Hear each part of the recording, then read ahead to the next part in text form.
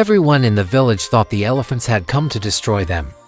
The ground shook, dust rose on the horizon, and the air felt heavy with fear. Mothers pulled their children close. Old men stared toward the fields with eyes that had already seen too many bad years. There had been no rain for months, cracked earth, dead crops, empty wells. The village was starving long before the elephants appeared. So when a dark line of moving shapes rose from the horizon, people whispered, as if drought wasn't enough. Now this. Dust wrapped the herd in a ghostly cloud. Only the sound was clear, the slow, thunderous rhythm of many heavy feet. In the middle of the crowd stood one man, a little quieter, a little more still than the others. He felt something strange in his chest. His name was Aru. As the herd drew closer, he wasn't only afraid. He felt a tug of memory, like an old song he hadn't heard in years. The smell of dry grass, the color of evening skies, the silhouette of a small elephant calf. Images pressed against his mind all at once.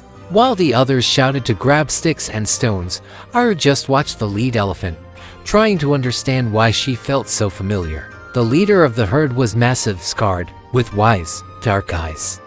But there was something gentle in the way she moved, something almost hesitant. Years earlier, when Aru had been just a hungry village boy, he used to sneak out every evening with two small bananas in his hands. While everyone cursed elephants for trampling their crops, he walked alone to the edge of the forest, heart pounding, feet dusty, clutching those bananas. In the shadows, a shy calf would wait, half curious, half ready to run.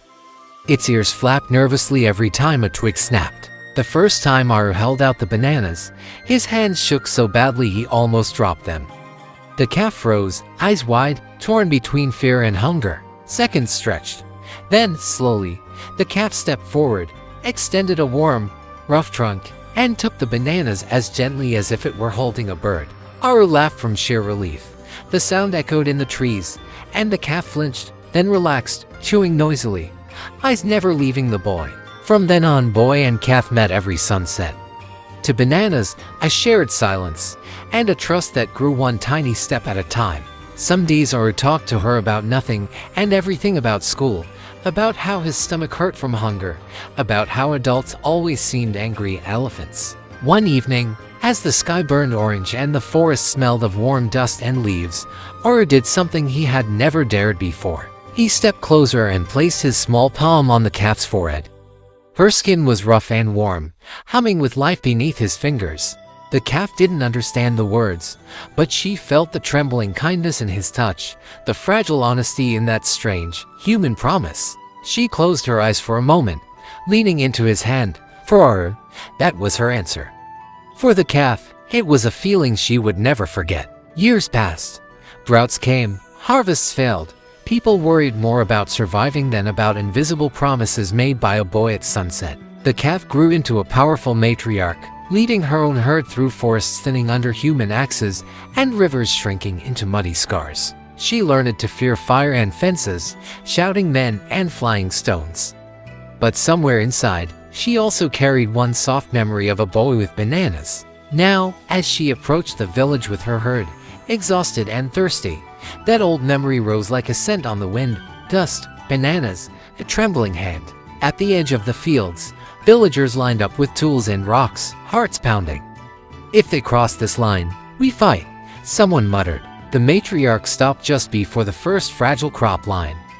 Her herd rumbled uncertainly behind her, shifting their weight, waiting for her decision. Aru stepped forward, ignoring the hands trying to pull him back.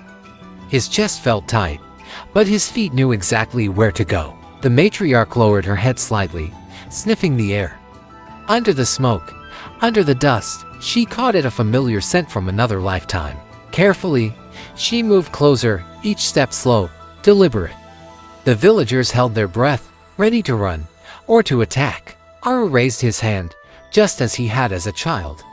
"It's okay," he murmured, more to her than to the people behind him. "You remember, don't you?" She stopped in front of him, towering like a moving hill. Then, with infinite gentleness, she touched her trunk to his forehead, exactly where his small hand once rested on hers. The village fell silent. They had expected destruction. What they saw instead was gratitude, a promise kept across years and species, and the quiet proof that kindness never truly disappears.